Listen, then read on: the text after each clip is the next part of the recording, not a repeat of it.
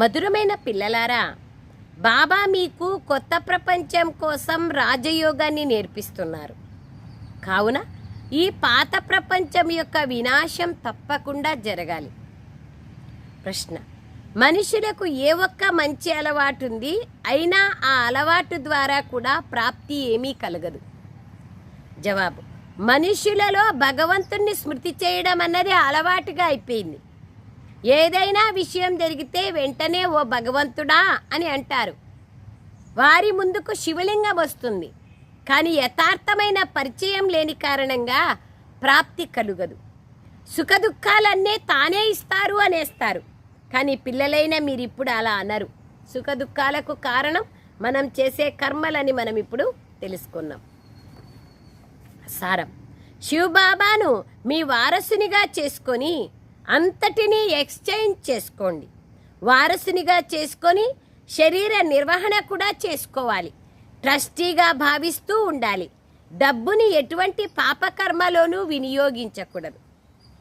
2వ పాయింట్: స్వయంగా జ్ఞానసాగరుడైన తండ్రి మనల్ని చదివిస్తున్నారని లోపల సంతోషంతో పులకరింపు కలుగుతూ ఉండాలి.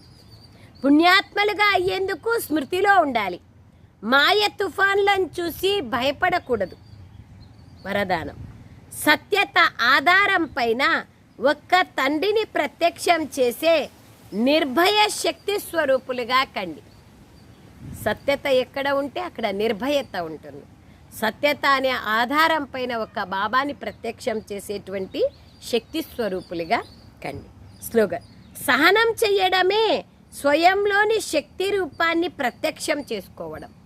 సహనం చేసుకోవడమే స్వయంలోని శక్తి స్వరూపాన్ని ప్రత్యక్షం చేయడం. సహనం చేసుకుంటే దానివల్ల మనకే లాభం. ఎదుటి వాళ్ళు ఇబ్బంది పడతారు, ఫీల్ అవుతారు, కానీ మనము నిశ్చింతగా ఉంటాం. అందుకే బాబా అంటారు, సహిస్తే దానివల్ల ఎంతో ప్రాప్తి భాగ్యం అనేది తయారవుతుంది. ఓం శాంతి. తండ్రిని రచయిత అని అంటారు. వారు దేనికి రచయిత? కొత్త ప్రపంచానికి రచయిత. కొత్త ప్రపంచాన్ని స్వర్గము లేదా సుఖధామం అని అంటారు. అలా పిలుస్తారు, కానీ అర్థం చేసుకోరు.